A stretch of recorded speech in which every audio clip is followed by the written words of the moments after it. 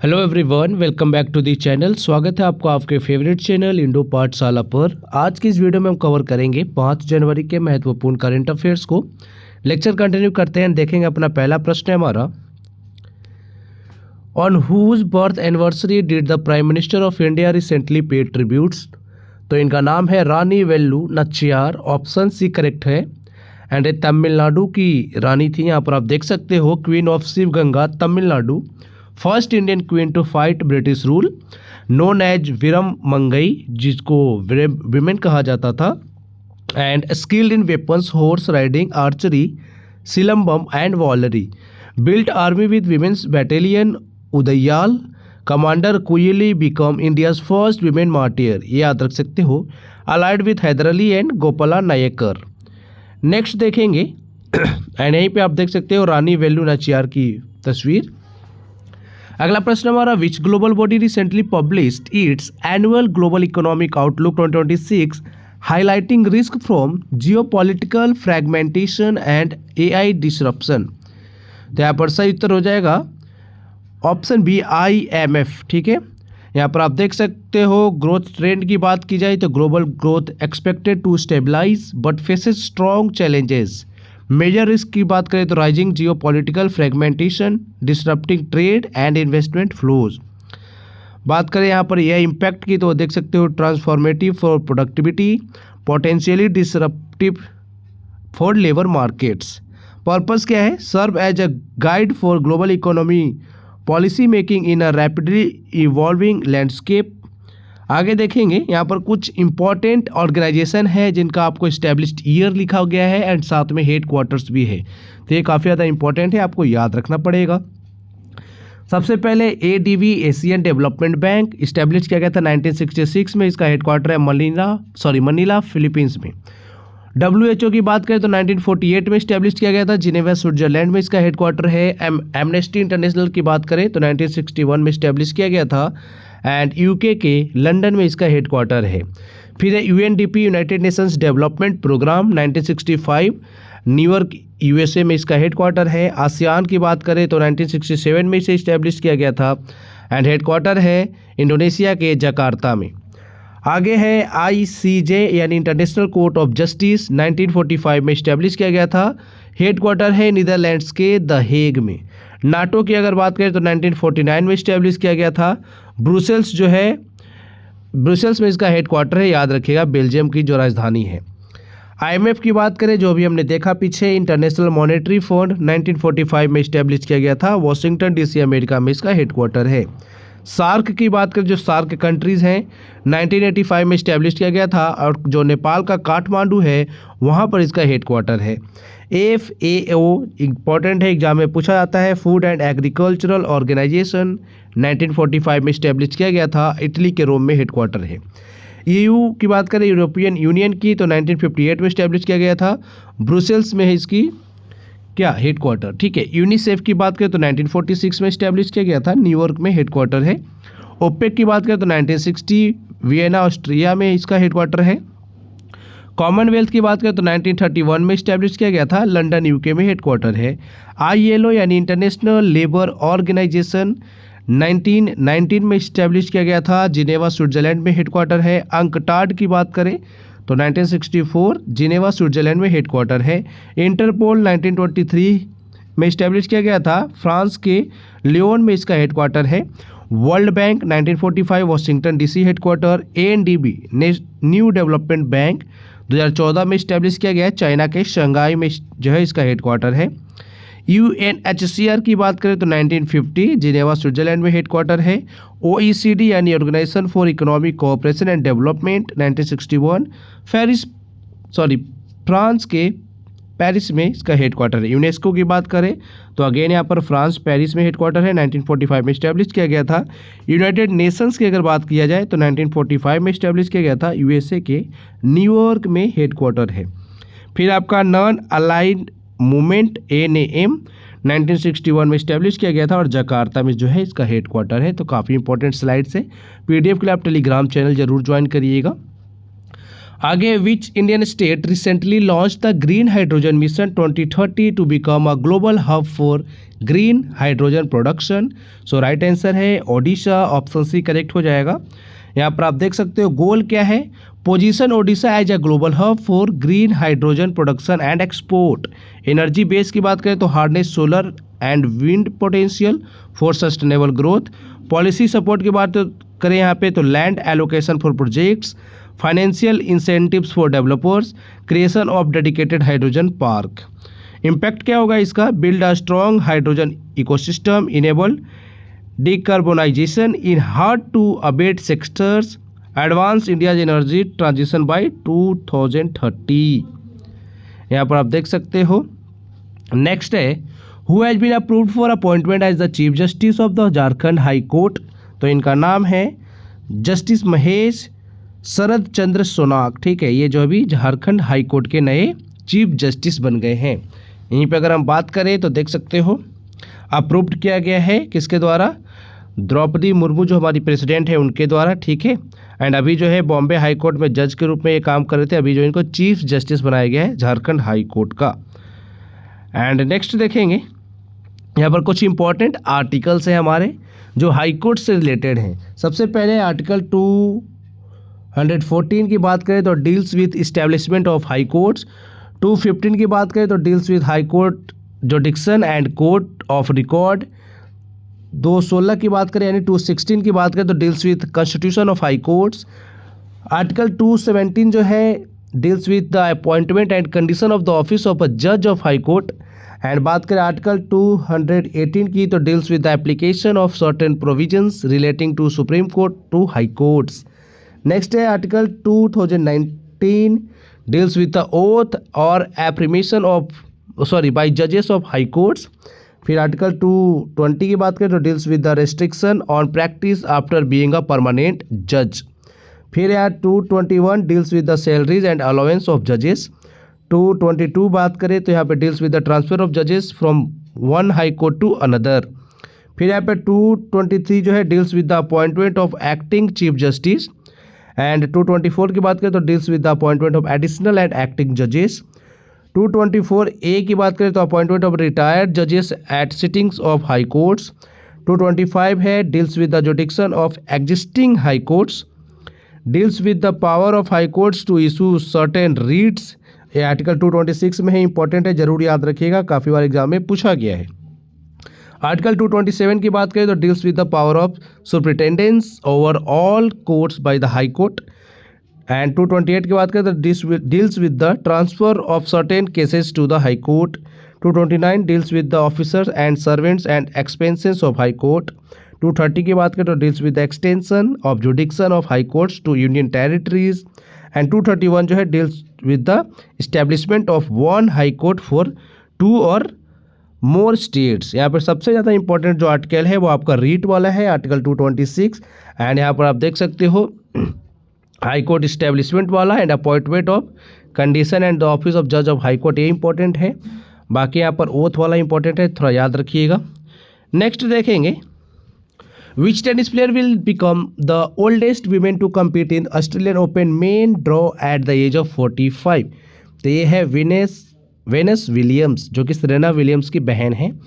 याद रखिएगा, option C correct हो जाएगा। यहाँ पर आप देख सकते हो। अच्छा, ऑस्ट्रेलियन ओपन जो है कब से कब तक आयोजित होगा 2026 वाला, तो 12 जनवरी से स्टार्ट हो जाएगा एंड 1 फरवरी 2026 तक ये चलेगा। ठीक है, एंड ग्रैंड स्लैम कैलेंडर में आप सबको पता है ऑस्ट्रेलियन ओपन जो है ये first measure of the year है, यानी सबसे पहले ऑस्ट्रेलियन ओपन ही कराया जाता है, उसके बाद होता है फ्रेंच ओपन, फिर होता है विंबलडन एंड लास्ट में होता है यूएस ओपन। यहाँ पर आप देख सकते हो वाइल्ड कार्ड एंट्री मिली है granted for the women singles tournament. Tournament start कब से, अरे ये क्या हो गया, यहाँ पे 18 जनवरी लिखा है, 12 जनवरी लिखा है, थोड़ा कन्फ्यूजन है, देखेंगे पीडीएफ में सही किया जाएगा इसको। ठीक है, एंड वेनस विलियम्स जो है कहाँ की प्लेयर हैं, यूएसए की हैं। यहाँ पर देखो ग्रैंड स्लैम 2025 के विनर्स को एक बार हम देख लेंगे। Australian open, French open, Wimbledon and US open. सबसे पहले किस तरह के कोर्ट पर आयोजित होते हैं? Australian open hard court and US open दोनों हार्ड कोर्ट पर होते हैं। French open clay court, Wimbledon grass court. And यहाँ पे मेन सिंगल्स का विनर लिखा है, यहाँ पे रनर अप लिखा हुआ है, एंड यहाँ पे विमल सिंगल्स का विनर है, एंड यहाँ पे रनर अप है। ठीक है, तो ऑस्ट्रेलियन ओपन की बात करें मेन सिंगल्स के विनर की, तो जैनिक सिनर इन्होंने फाइनल में हराया था अलेक्जेंडर जेवरेव को। फिर है फ्रेंच ओपन की बात करें, मेन सिंगल्स का खिताब जीता है कार्लोस अल्काराज ने जैनिक सिनर को हराकर। विंबलडन में जीता है जैनिक सिनर ने कार्लोस अल्काराज को हराकर, एंड कार्लोस अल्काराज ने यूएस ओपन का खिताब जीत लिया जैनिक सिनर को हराकर। देखो 2 ही विनर है 4 ग्रैंड स्लैम जो हुए हैं, जैनिक सिनर, कार्लोस अल्काराज, फिर जैनिक सिनर, फिर कार्लोस अल्काराज। एंड यहाँ पर नेक्स्ट देखेंगे वीमेन के बारे में, तो ऑस्ट्रेलियन ओपन जीता है मेडिसन कीज ने, अरियाना सबलंका को हराया है। एंड यहाँ पर देखो यूएस ओपन का खिताब जो है अरियाना सबलंका ने जीता है। ठीक है, एंड अमांडा एनिसिमोवा को हराकर। ईगा स्वियाटेक ने जीता है विंबलडन ओपन अमांडा एनिसिमोवा को हराकर। एंड कोको गॉफ ने जीता है फ्रेंच ओपन अरियाना सबलंका को हराकर। कोको गॉफ जो है यूएस की प्लेयर हैं। ठीक है, नेक्स्ट है the draft guidelines for the battery pack Aadhaar system were recently released by which authority? तो यह है government of India. Option C correct है। यहाँ पर आप देख सकते हो battery pack Aadhaar system purpose क्या है? Digital ID for full battery traceability.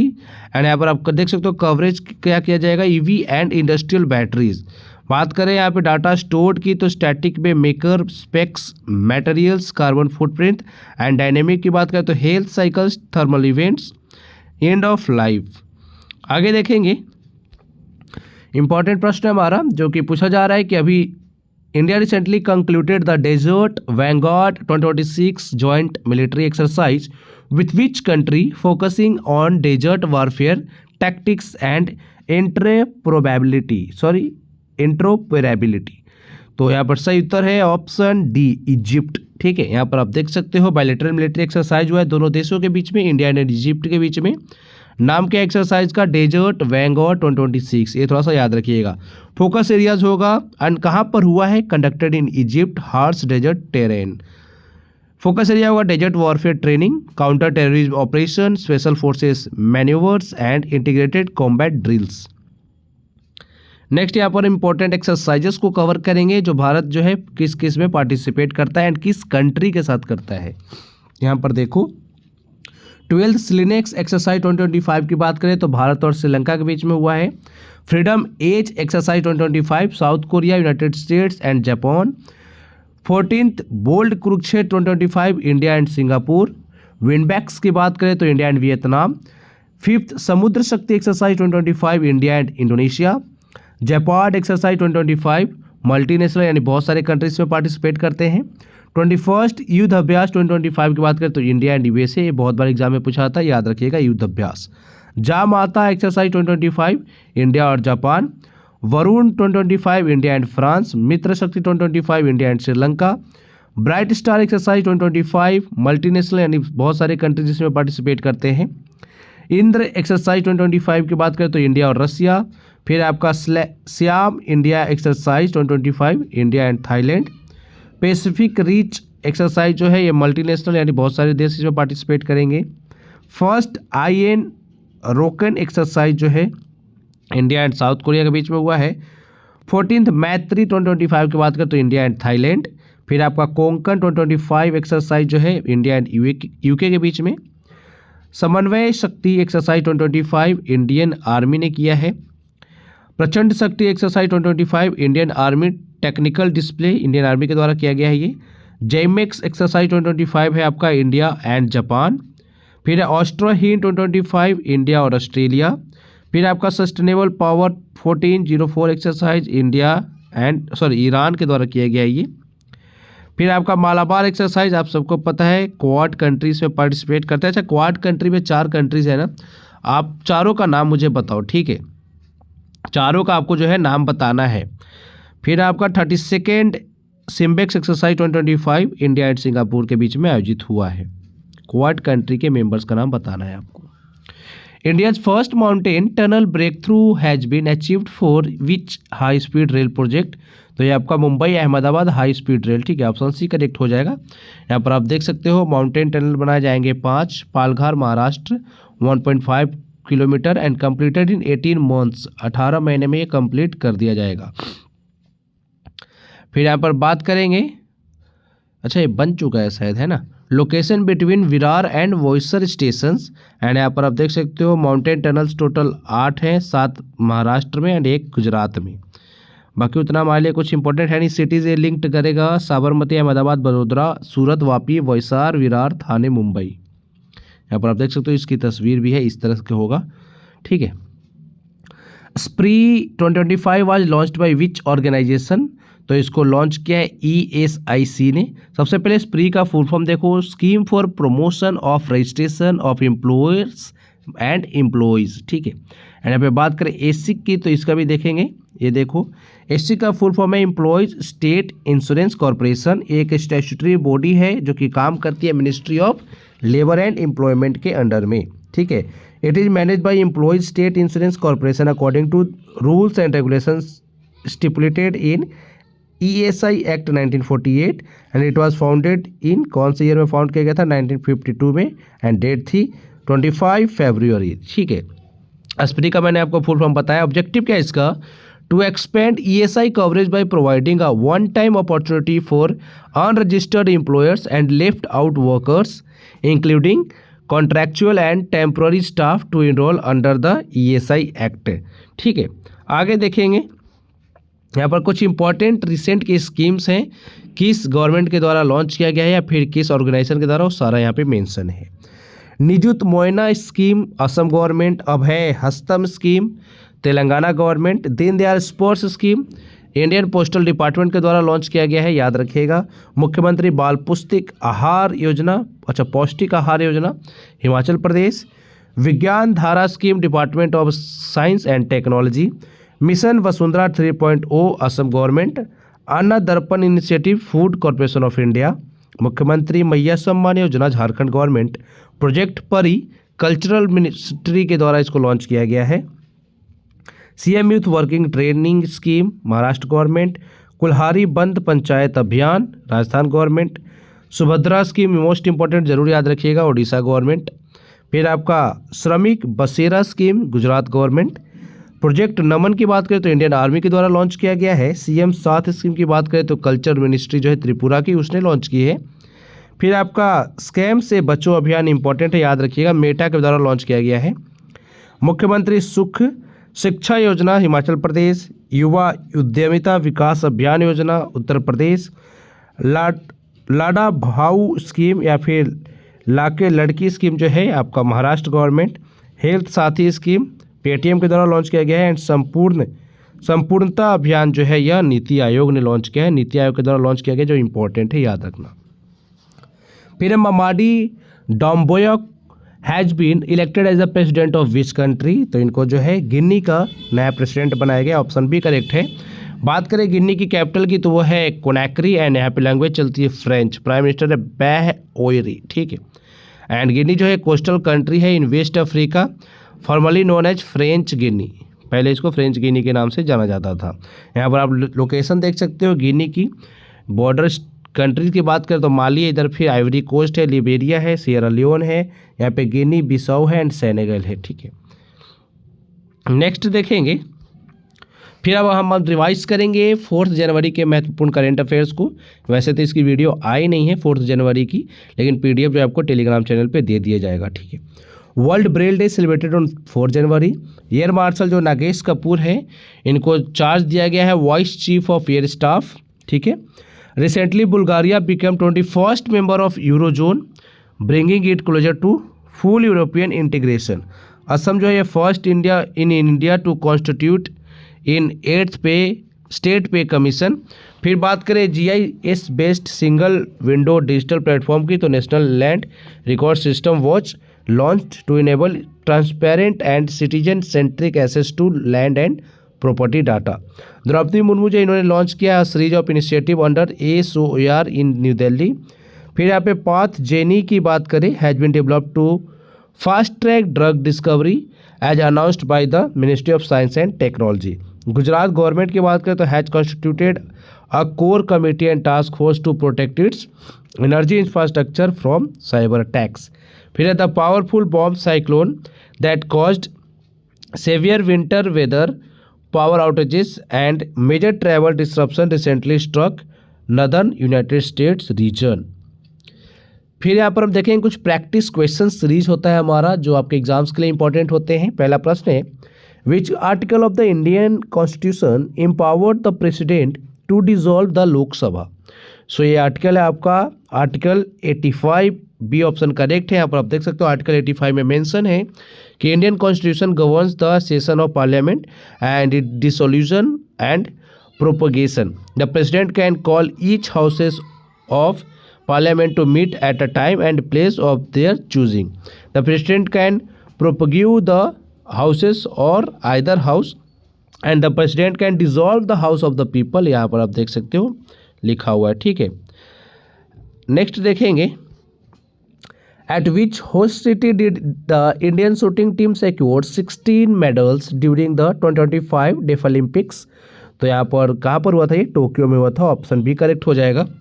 Def Olympics जो है कहाँ पर आयोजित था, 2025 का टोक्यो में हुआ था, ठीक है। एंड यहाँ पर मेडल टैली की बात करें तो हमने टोटल 16 मेडल जीते थे, जिसमें आपके 7 गोल्ड थे, 6 सिल्वर थे एंड 3 ब्रॉन्ज थे। एंड महित संधू जो है इन्होंने मल्टीपल मेडल्स यानी सबसे ज़्यादा मेडल्स इन्होंने जीता है, महित संधू ने, याद रखिएगा।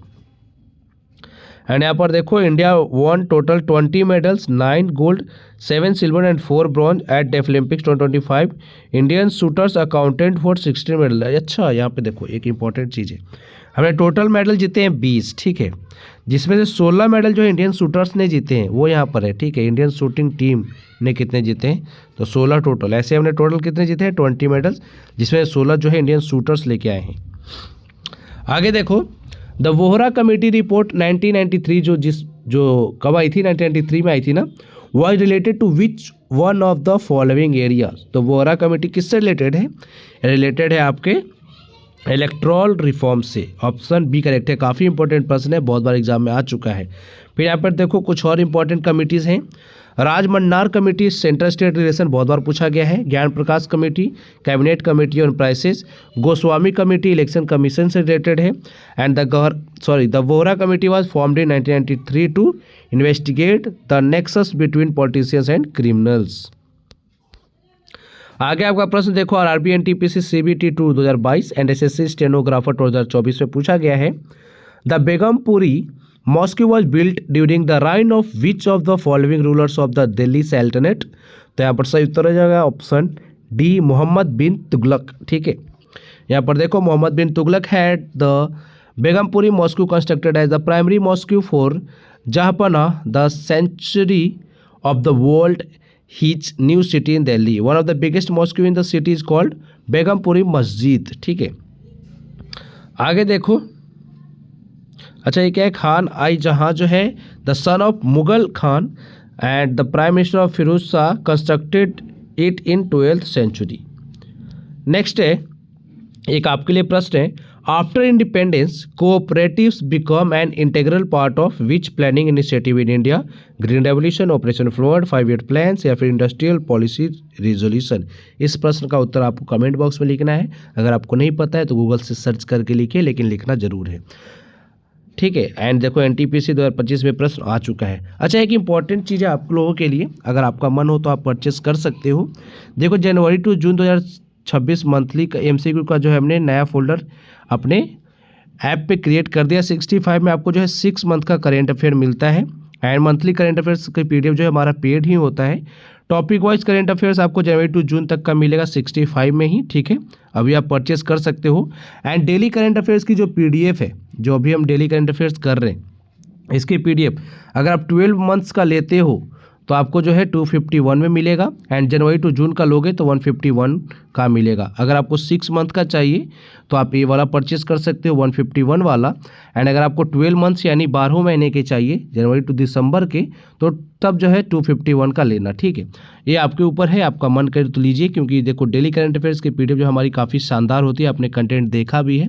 अगर आपका मन हो तो आप परचेस कर सकते हैं।